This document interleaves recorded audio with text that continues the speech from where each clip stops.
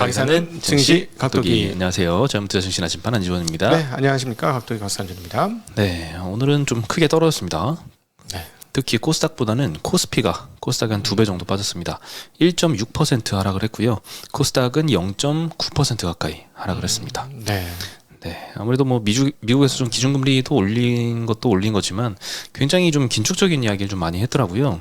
네, 아주 뭐 재미없어요. 그냥 뭐 정말 주식시장 뭐하러 열고 있나 할 정도로 네, 재미가 없습니다. 네, 뭐 아무래도 그 전에 나왔던 CPI가 예상보다 좀 많이 낮게 나왔었잖아요. 네. 그래서 좀 그거에 대한 긍정적인 코멘트로 좀 당기지 않을까 살짝 기대는 했었는데 상당히 좀 인플레 우려를 굉장히 많이 하고 있는 그런 좀 어조로 발표를 하면서 시장 오늘도 좀 재미가 없었습니다. 네, 이 부분에 관련해서는 좀 심도 있는 대담을 저희가 그 86번가 정광호 대표와 함께 할 예정입니다. 그래서 그 하면 아마 주말에 여러분 올라올 거고요.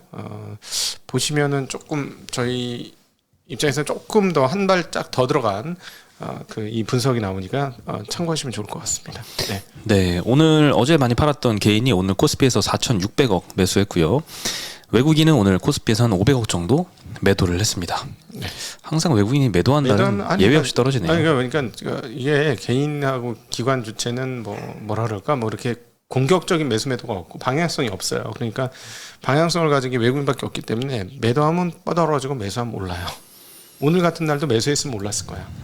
참 안타까운 때입니다. 거래량이 없어요. 오늘도 5조 7천억인데 지금 거래소 코스피는 이거는 뭐 2천조 시장에서 5조? 6조? 이거는 팔이 날리고 있다고 봐야죠. 네. 네, 오늘 업종별로는 음식료 섹터가 제일 강했습니다. 네, 그리고 이제 제일 많이 떨어졌던 건 서비스 업종에서 좀 많이 나왔는데요. 소카가 6%대 하락을 했고요. 카카오와 네이버가 5% 후반대 하락을 했습니다. 오랜만에 좀 이렇게 너무 많이 빠졌네요. 네. 한미글로벌 콘텐츠리 중앙이 5%대 하락을 했고요. CGV, NC소프트, 하이브, 넷마블이 3, 4%대씩 하락을 했습니다. 대부분 성장주들이 오늘 좀 낙폭이 좀 굉장히 컸습니다. 네. 비금속 광물 섹터가 두 번째 하락을 기록을 했는데요. 포스코 케미칼이 오늘 3% 가까이 하락하면서 2차전지 섹터가 오늘은 좀 대부분 좀 안 좋았습니다. 네. 아무래도 테슬라 영향도 좀 계속 영향을 미치고 있는 것 같습니다. 섬유유복 섹터도 좀 빠졌고요. 금융업종도 네 번째로 하락을 했는데 여기서도 카카오페이와 카카오뱅크가 9% 이상 하락을 했습니다. 많이 빠졌네요. 네, 오늘 뭐 카카오뿐만 아니라 뭐 인터넷 주들이 좀 많이 빠졌습니다. 네, 인터넷 관련 기업들이 뭐 전부 다 크게 빠지는 하락이었죠. 네, 그리고 뭐 은행주도 하나금융이랑 KB금융이 2, 3%대씩 하락을 좀 했습니다. 전반적으로 오늘 좀 많이 떨어졌네요. 그리고 12월 FOMC 결정이 이제 기준금리 50bp 인상하는 걸로 결정이 돼서 기준금리는 지금 4.25에서 4.5%로 결정이 됐습니다. 네 번이나 이제 75bp 인상을 하고 처음으로 다시 50bp로 조금 속도 조절이 됐는데 파월 의장의 발언을 들어보면 금리 인상 속도는 더 이상 중요하지 않다는 코멘트를 했습니다.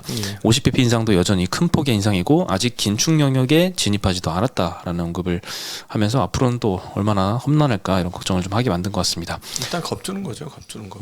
네. 멘트로는 계속 겁줄 것 같아요. 겁주고 사실은 채권 시장이 훨씬 더 민감하거든요. 채권 오늘 변화가 있었나? 아예 없었어요. 없었죠. 예. 무시했습니다. 해라, 네 해라. 상관없어. 끝났어 게임은. 이런 느낌이야. 지금 채권 시장 완전히 조금 제가 보기에는 과하게 채권 강하게 보고는 있는데 그 바뀌는 문제는 내년도 중반 가서 바뀌어야 될 문제고 금리가 다시 바뀌는 문제는 채권 시장 기준으로. 채권 시장 어쨌든 변화가 하나도 없었다는 건 넌 너길 갈 길 가. 우리는 우리가 갈게. 연준을 안 믿는 건가요? 네, 끝났다고 보는 거예요. 할 수 있는 게 이제 끝났다. 채권 시장. 근데 멘트만 세게 한다. 네, 그 채권 시장 왜 여기서 중요하냐면 채권은 금리가 전부입니다. 우리는 금리가 전부는 아니에요. 중요하지만 매우 중요하지만은 주식 시장 금리 예를 들자면 재래 시장 안 된다고 인터넷 시장이 안 되는 거 아니잖아요. 그런 거하고 똑같습니다. 상황이 안 좋더라도 경기가 안 좋아도 되는 업종이 있거든요. 이쪽은. 근데 채권은 뭐예요? 채권의 가격은 금리잖아요. 네. 금리로 결정해요. 그러니까 그게 전부의 모든 것입니다. 그래서 채권이 거시에 그렇게 관심이 많은 것은 결국은 금리가 어떻게 될까 때문에 거시에 관심이 많은 것이고, 그럼 뭐 결국 그냥 금리 결정에 관해서는 주식 시장보다 훨씬 더 민감한 시장이 채권인데 거기서 묵묵부담이었다는 거를 기억하실 필요가 있는 날이죠. 네. 그리고 이제 점도표상으로는 조금 올라갔습니다. 23년도 기준금리 중간값이 5.125%로 좀 상향이 됐습니다. 네. 지금 이 점도표대로라면 25bp씩 3번 정도 추가 인상이 최대로 가능할 걸로 같습니다. 말씀하신 것처럼 이제 선물 시장에서는 예상 금리가 한 5% 정도로 반영이 되어 있는데 이것보다 점도표가 좀 높은 상황이고요. 여전히 물가 잡는 게 우선이다라는 기조로 오늘 파월 의장이 발언을 했는데 23년도 핵심 PC 물가 전망이 9월 달에는 3.1로 했었는데 이번에 3.5%로 상향을 시켰습니다. 네. HSBC에서는 기자회견 끝나고 리포트에서는 내년 2월 FOMC에서 50bp 추가 인상할 것이다라고 전망을 했고요. 23년도에는 금리 인하가 없을 것이고 24년도에는 2분기와 3분기에 25bp씩 금리 인하할 것이다라고 전망을 좀 하고 있습니다. 얘가 좀 다른 증권사들 중에서는 조금 보수적으로 보는 편에 속하는 것 같습니다. 네. 네, 그래서 오늘 뭐 인터넷 게임 많이 하락을 했고요. 뭐 콘텐츠주도 최근에 뭐 재벌집 막내한테 인기가 많으면서 좀 콘텐츠주들이 좋았었는데 최근엔 좀 하락세를 이어가고 있고요. 2차 전지도 대표적인 성장주인데 요즘에 뭐 테슬라발 영향도 있고 최근에 리튬 가격도 조금 고점 대비 조정을 받는 것 같아요. 네. 1년 동안 한 2배 상승했다가 최근 한 달 동안은 한 10%가량 지금 떨어지고 있는 상황입니다.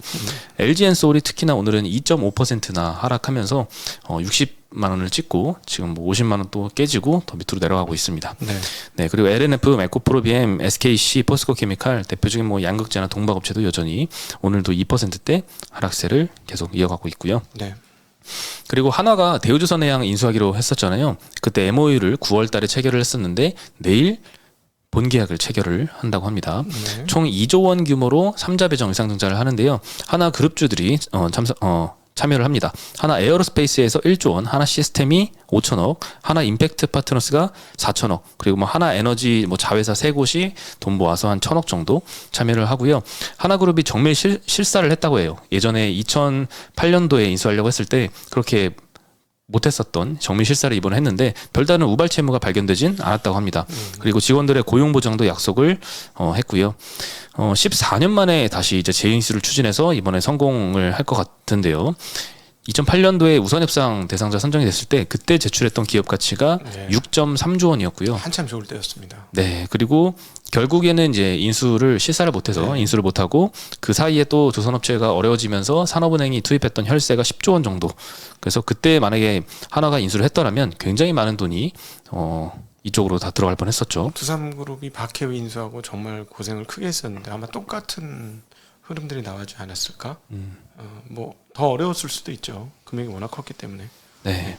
그때 인수했던 금호 아시아나는 망했죠. 금호가. 그렇죠. 뱉어냈으니까 결국. 네. 2조 원어치 이제 3자 배정 유상증자 하는데요. 발행가가 19,150원입니다. 현재 주가랑 좀 비슷한 수준까지 지금 주가가 최근에 좀 하락한 상황이고요. 추가 발행 주식 수는 1억 400만 주. 현재 주식 수가 1억 700만 주니까 비슷한 규모로 또 증자를 하는 겁니다. 그래서 네. 현재 2조 원 시총인데 2조 원이 추가로 유상증자가 되면 이제 4조 원이 되겠죠. 네. 네. 그래서 유증 이후에 한화그룹은 지분율은 한 51% 정도가 될 것 같고요. 나머지 산업은행 지분도 또 인수를 할 것 같은데 이걸 얼마에 사오느냐에 따라서 최종 인수 금액은 결정이 될 것 같습니다. 그래서 2008년보다는 좀 많이 낮아지겠네요. 네. 네. 그리고 조선업 이야기를 해서 조선업 요즘에 좀 유가가 떨어지면서 조선업체가 별로 이렇게 주가가 재미가 없습니다. 근데 이제 LNG 수입을 EU에서 러시아발 이제 PNG를 수입을 좀 줄이고 LNG로 좀 대체를 많이 한다는 움직임이 있었고 굉장히 좀 큰 투자 포인트였었는데 그게 조금 식은 느낌이거든요. 근데 업황이 좀 어떻게 바뀌었나 한번 보니까 여전히 뭐 잘 되고 있다라는 의견이 오늘 다올투자증권에서 이야기가 나왔습니다. 여전히 이제 EU가 러시아산 PNG로부터 탈출 러시를 계속하는 상황이다. 그리고 얼마나 그 규모에 대해서는 FSRU 도입 현황을 통해서 가늠할 수 있다라고 했는데요. FSRU라는 거는 부유식 저장 재기화 설비입니다. 해상에서 LNG를 저장 그리고 재기화하는 선박형 해양 플랜트입니다. 이게 원래 이제 육지에 이제 플랜트로 있었는데 요거를 이제 선박 위에서 하는 거죠. 그럼 처음에 캐펙스 투자는 상당히 좀 적게 든다고 합니다. 다만 유지 비용은 조금 더 든다고 하고요. 그래서 천연가스는 이제 이동을 할 때 LNG 선으로 옮길 때 한번 액화시키고 그다음에 도착을 해서 다시 기화시키는데 요거를 선박 위에서 구현을 한 거고요. 액화시키는 거는 FPSO. 선박에 설치한 이제 재기화 시설은 FSRU라고 해서 오늘 이제 다올증권에서 어제 팔로우했던 거는 FSRU의 흐름입니다. 프랑스 토탈 에너지 자료에 따르면 EU가 2년 동안 앞으로 2년 동안 총 20기 이상의 FSRU를 운영할 계획이다라고 언급을 했었고 뭐 네덜란드는 2개 배치하고 추가로 1개 도입을 더 검토한다고 하고 독일 같은 경우에는 용선한 6개 중에 1개를 11월부터 운영 개시하고 12월엔 2개 개시하고 23년도에 추가로 3개 운영 개시한다고 하고 그리스, 이탈리아는 각각 4개씩 도입하겠다고 하고 핀란드는 12월에 1개 도입 예정이니까 지금 EU 각국에서 FSRU에 대한 추진을 끊임없이 하고 있는 것 같습니다. 그래서 이로 보아 EU의 이 기존 탈 PNG 그리고 새로 LNG 도입하는 움직임은 계속된다라는 주장이죠. 네. 그럼 한국 조선사 현황은 어떤가? 이 FSRU 같은 경우에는 대우조선해 양, 삼성중공업, 현대중공업 순으로 건조 이력을 많이 늘려왔고 총 32기를 건조를 했습니다. LNG 슬롯은 26년 인도물까지는 이미 완판된 상태고요. 27년 인도물은 아직 슬롯 영업을 개시하지 않았지만 카타르나 이제 모잠비크가 차지하고 있어서 슬롯이 여전히 희박한 상황이라고 합니다. 여기에 LNG FSRU 수요가 좀 추가가 되면서 LNG선 신조선가도 계속 상승할 것이다라고 전망을 하고 있습니다. 최근에 그리고 이 현대중공업하고 삼성중공업이 수주했던 이 엑선모빌의 모잠비크 LNG용 17척이 있었는데요. 여기에 신조선가가 2.6억 달러로 조정된다라는 보도도 있었습니다. 지난번에 뭐 2.4억 달러에 주로 많이 거래가 됐었었죠. 그게 거의 뭐 최고치였죠. 네. 근데 2.6억 달러 이야기도 나오니까 신조선가가 계속 상승은 하고 있는 것 같습니다. 신조선가 올라가는 건 좋고 그게 참 좋은 뉴스인 거죠, 사실은. 네. 예. 그래서 조선업 같은 경우에는 그저께인가 말씀드렸던 것 같은데 코스피 순이익 전망치가 NH에서 22년도에 140조 원, 23년도에도 140조 원 할 거라고 했는데 최근에 제가 반도체 이 컨센 하향되는 거 계속 얘기했잖아요. 그러면 이 하이닉스, 삼성전자가 그렇게 많이 전망을 깎아먹는데 도대체 어디에서 늘리길래 플랫이냐 전망이 그게 조선 섹터이다라는 주장이 있었습니다. 네. 그리고 오늘은 대우조선해양, 삼성중공업, 현대중공업이 1, 2%대씩 좀 하락을 했는데 성광밴드, 하이로코리아가 오늘 2%대 상승을 했고요. 동성화인텍, 한국화본 여전히 LNG 본행제 만드는 업체들도 0.몇 %씩 상승을 했습니다. 네. 네, 마지막으로 이제 일론 머스크 이야기인데요. 테슬라 주식을 또 4.6조 원어치 매각을 했다고 합니다. 아예 말을 안 했어야지. 이게 마지막입니다라는 얘기를 안 했어야지. 그 얘기한 이후에도 좀 계속 매도를 하고 있죠. 계속 그러니까 지금 근데 이거 이제 믿을 수가 없는 게 트위터에 돈이 모자라서 파는 거야? 아니면 자기가 지금 주가 이 정도면 팔아도 된다고 생각해서 파는 거야? 그걸 분간이 안 돼요. 그 분간을 못 하겠어. 네. 팔기 싫은데 트위터 때문에 파는 건지 아니면 그냥 스스로 팔고 싶은지 이 정도 수익 실현하자 하는 건지 저는 후자 같아요. 그러면 말이 안 맞아. 이번이 마지막입니다. 근데 계속 그렇게 얘기는 할 것 같아 말로는. 네, 다른 이유들을 대면서. 다른 이유들 항상 그건 선수야. 너 그런 세금 내야 돼서. 근데 세금 내만큼 판 게 아니고 훨씬 많이 팔았거든요. 그때도. 그럼 그만 그 다음번에 안 팔았어야 되잖아. 네. 오히려 그때 못 판 거 1,200달러 때 못 파는 거 되게 아까워할 수도 있어. 주주들 근데 대주주가 자기 주식 팔아서 여전히 대주주인데 일정 부분 수익을 실현하는 것이 나쁜 거라고 할 수는 없죠. 다른 주주들한테 나쁠 뿐이지. 그렇죠. 네. 그 12일부터 14일까지 3일 동안 2,200만 주를 매도했다라고 공시를 했습니다. 많은 그 댓글들에서 이거 판 거 같은데 막 이런 얘기 하시는데 저도 그런 것 같더라고요.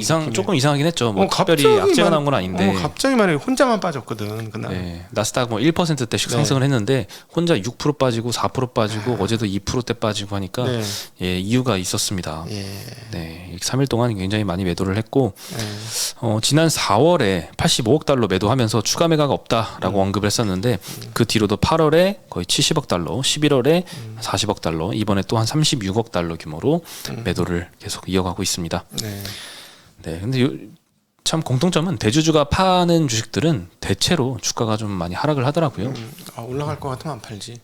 그렇죠. 카카오 그룹주도 예전에 그랬었고 올라갈 것 같으면 안 팔아요. 누가 이번에 팔아요? 올라갈 것 같으면. 빈살만 방한한 이후에 그 관련 회사들이 수혜주로 많이 주가가 떴던 회사들의 내부자 매도가 굉장히 많이 나왔었잖아요. 네. 그 주가들이 계속 지금 하향세를 그리고는 있죠. 생각해 보세요. 내가 사장인데 더 올라갈 것 같은데 왜 팔아?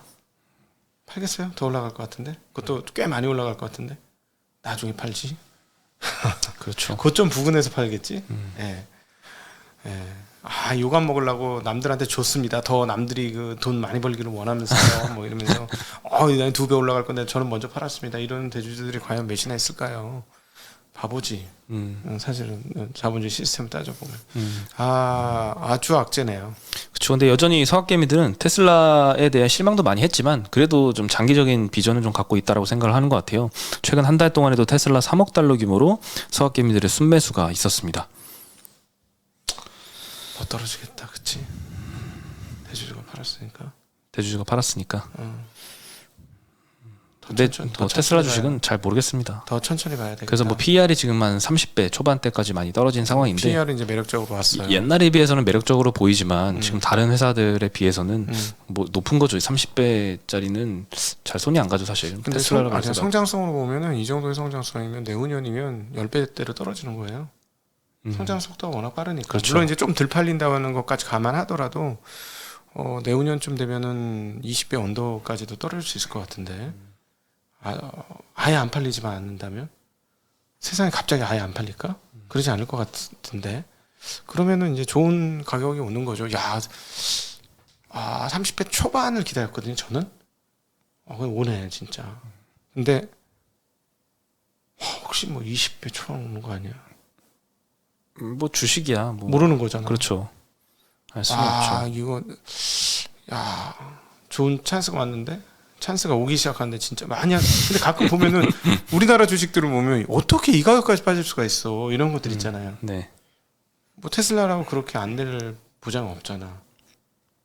그러면 진짜 찬스인데 완전 꿀인데. 뭐 테슬라 사시게요? 150달러 미만부터는 정말 매력적이지 않나요?